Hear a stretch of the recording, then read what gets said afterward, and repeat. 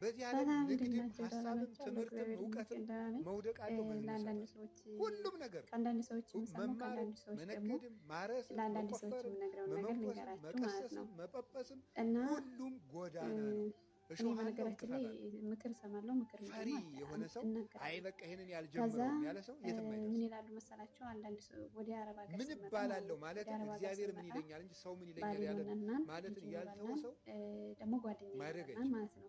ከዛ በቤተሰብ የሰው ልጅ እንመጣለን 10 ሁልጊዜም ምናምኖቹ 20 እንኳን ምናምኖቹ ጓደኛው ላይ 30 እግዚአብሔር ላይ እንደዚህ ሀሳብ አካባቢ ማለት የሚሰጥ ነው። ፍጡር ነው። ከዛ ወደ ስደት ስንመጣ ስለዚህ ሰዎች እንዲህ ሁሉን ነገር ሰዎች እንረሳለን። ስለሚያወሩት ጉዳይ መጨነቅ የምንረሳው ምን ሳይሆን መሰላችሁ? እኔና እግዚአብሔር እንዴት ሆነን የሚለውጠን እየኖርን ሰው ነው ማን ነው? የሚለው ነው። የማይለውጠን ሰው ማን ነው?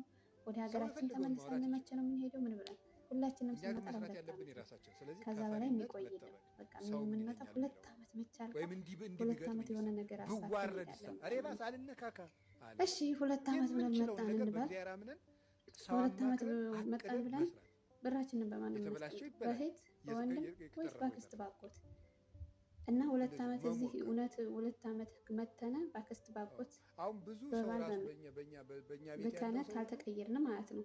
አሁን ለምሳሌ የባስ ባል አለን ይባል፣ የባስ ጀግና ባል አስተምሬ ከሆነ ሚስቱ ቶሎ ወደ ሀገር ከሚበላሽ እንድትገባለት የሚያደርገው አብድ ነገር በአርምሞቱ እሺ ብርሽ ላኪ፣ ይመስል እሺ ጠቢብ ተብዬ በቃ ምን እንደዚህ ይሻላል? ብናረግ በላክሹ ብር እንደዚህ ብናረግ እሱም እየሰራ ማለት ነው። በዝም እኔም ላይ እንደዚህ ሊቅ እየሰራሁኝ ብባል እኮ ይሻላል ነው፣ ብሎ አንቺም እንደዚህ ስሪ። አይ እኮ ገሌ ከዛ ቶሎ ብለን አባታቸው ልጅ የማይናገሩ ካላት ወደ ብባል ይሻላል ብሎ ልጆችሽ ቶሎ ተጎልቶ እንደ እንድትመለሽ፣ ድንጋይ አይደለም ልጅ ካላላት ደግሞ ወደፊት መናገር። የሆነ ተናገር። ነገር እናደርጋለን፣ ሃይማኖት እንወልዳለን፣ ከሆነ ከተማርክ ትዳር ተናገር። እንይዛለን፣ የኔም የሚበችኛት እናት እግዚአብሔርን ህይወት እየፈራ ያበቃል፣ የአንቺም የሰው ቤት ያበቃል እግዚአብሔርን መፍራት ምናምን ብሎ ሰው በሁለት መፍራት እንኳንና ያበላሻል። 2 ሁልጊዜ ዓመት 1 እየተሰቀቁ ዓመት መሻሻል የለም። ምናምን ብዙ ነገር ያደርጋል። አሁን ነው ኑሮ እየተወደደ የመጣው። በፊትም የሚከፈልን ትንሽ ቢሆን ብዙ ነገር አለ የሚያደርግ ባል አለ። ያን ባል ማለት ጎበዝ ነው። ደግሞ አንዳንድ ባል ብሎ መጥቶ እስከ 2 ዓመት ታይቶ የማይቀይራል። ለምሳሌ የምልክለትን ብር ያባክናል። ስራ ካለው ስራ ሁኔታዋን ጓደኞቹ ጋር ያመሻል። ብቸኝነት ኑሮ ስለሆነ በፊት እሷ እየሰበሰበች ሊሆን ይችላል። ከዛም በኋላ ሊያባክን ይችላል። ምን ይል ይችላል? ምን 2 ዓመት ካየሽው ቀል ብለሽ ባልሽን አትተዩም።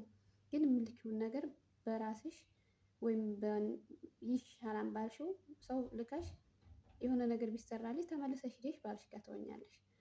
አረብ ሀገር ስንመጣ ደግሞ እዛ ሁነነ ማለት ነው በችግርም ይሁን በማገኘትም ይሁን በምንም ይሁን የማይጠይቁን ሰዎች አረብ ሀገር ስትመጡ ብዙ ሰዎች ይከቧቸዋል። የሆነ ፎቶ ሼር ስታደርጉ ስታምሪ ምነው አትዘጋሽኝ ሳ ምነው እንደዚህ ያልሽኝ ሳ ምነው ካቸገረው ስልክ ላኪልኝ ካለ ደግሞ የሆነ ነገር አድርጊልኝ የሆነ ብቻ ማይለው ነገር የለም። እና ያንን ተብሎ ጀግና እህትም ካለ ወንድምም ካለ በ2 ዓመትም ይሁን በ4 ዓመትም ይሁን በምንም ይሁን ሊቀይር ይችላል። የላክሽውን ገንዘብ በስነ ስርዓት አስቀምጦ በምን ብሎ አስቀምጥና ይቀይራል ማለት ነው። ቶሎ ወደ ሀገር በ10ዎቹ ካመጣሽ በ20 ምናምን ካመጣሽ በ30 በምን ካመጣሽ ወደ ሀገር እንድትቀየሪ፣ ወደ ሀገርሽ ገብተሽ እንድትሰሪ፣ ወደ ሀገርሽ ገብተሽ ጤናሽንም ውበትሽንም ምንሽንም ይዘሽ እንድትሄጂ ይፈልጋል። አንዳንዱ ግን አይፈልግም። ያን ይሁንና በማንኛውም አንዳንዶቹ ቤተሰቦች ላይሆኑ ይችላሉ። አንዳንዶቹ ደግሞ ተልኮ ብር አብረው የበሉ ሁሉ ያሙሻል። ብር ሳይኖር ሲቀር ማለት ነው። አብረው የበሉ ሁሉ ለከሌ እኮ ለወንድ እኮ ሰጥታው ወንድ በልቶባት፣ ወንድም ካላክ ወንድም እኮ በልቶባት፣ እህቷ እኮ በልታ አብረው ነው የበሉት ስላችሁ ለአንዱ ሰጥታችሁ ለአንዱ እሺ አትሉም መቼም። ለአንዱ እሺ ብሎ ለአንዱ እምቢ ማለት የለም። ስልክ ግዢ ቢል ቸግሬያለሁ ቢል ብቻ ከደሞዛችን እየነሳን ነው የምንሰጠው አይደለም። 1000 ብር ቢከፈል ለእሱ 410 ሺህ ብር ካላክን 11 ሺህ ብር ምናምን ከደሞዝ እኮ ተቆርጣ ነው የምንልከው ማለት ነው። ለእህትም ይሁን ለወንድምም ለእናትም ለአባትም የምንልከው ብራችንን ከራሳችን መቼም የሆነ ትርፍ ኑሮን ሳይሆን ከራሳችን ደሞዝ ነው።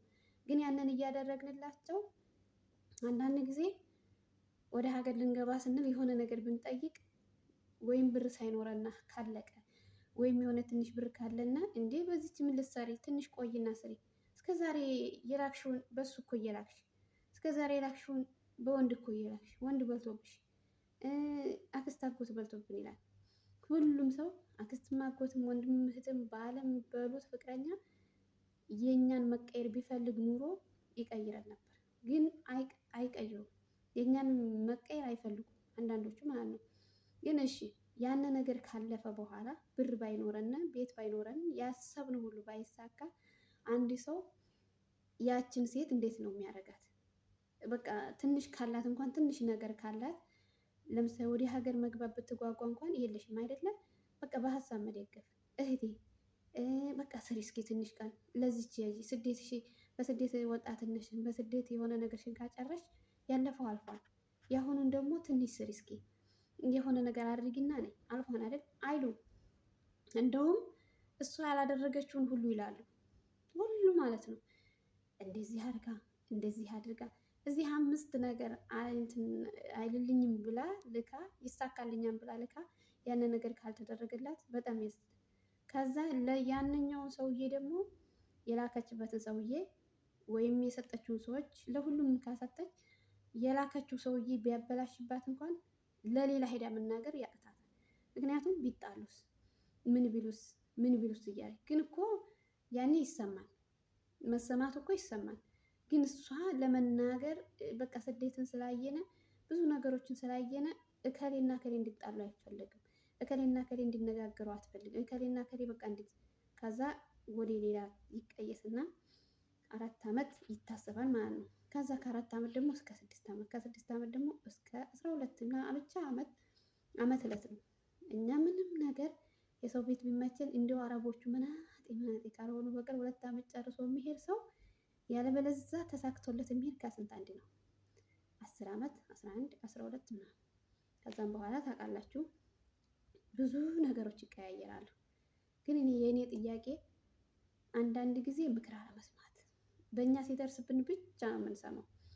አረብ ሀገር እንዴት እንደመጣነ እናውቃለን። ግማሻችሁ በባህር ግማሻችሁ በፓስፖርት 2 ዓመት 3 ዓመት ጠብቃችሁ ግማሻችሁ በቪዛ ግማሻችሁ በስንት ነገር ተስለነ ማለት ነው። ስለት አስገብተን የሰው ቤት ልንሰራ ስለት ነው ያስገባነው በነገራችን ላይ ማለት ነው። ስለት አስገብተን ነው የመጣነው።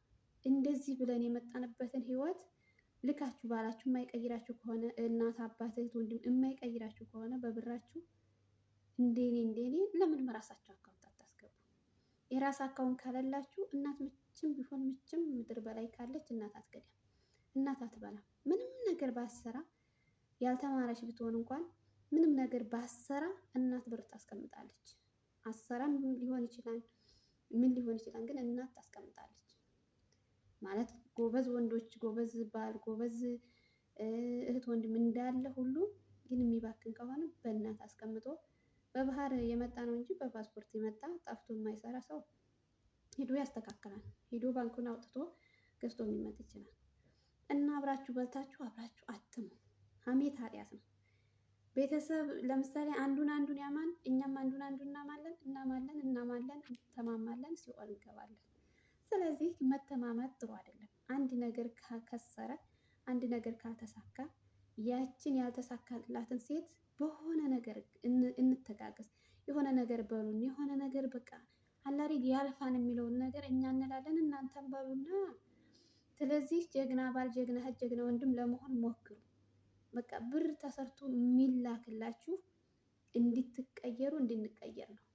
ያለበለዚያ እኮ ብር ከተበላ ምንም ነገር ፋይዳ የለውም።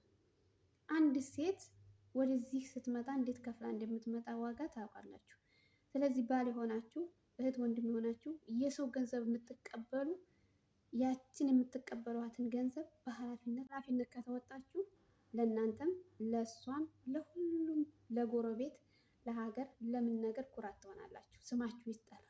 ያችም በቃ የሆነ ያደረጋችሁላት ሴትዮ ያደረጋችሁላት እህታችሁ ሚስታችሁ ምናችሁ በስነ ስርዓት ትመጣለች። ሰላም ሆና ውበቷን ይዛ እድሜዋን ይዛ ሁሉም ነገር ይዛ ወደ ሀገሯ ትመጣለች።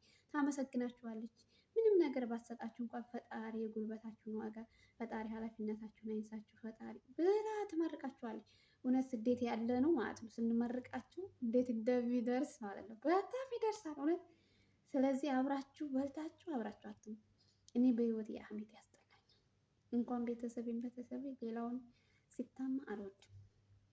ስለዚህ ራስን ማን ነው የሚያውቀው? ራስ መቀየር ካለብን ራሳችን መቀየር አመት ከጨረሰ 2 ዓመት ከጨረሰ የሆነ ነገር መቀየር ብዬ አስባለሁ። እንደ እናንተስ አላውቅም። እና ውሪ ብሎኛል ዛሬ ደግሞ እና የደወደትዬ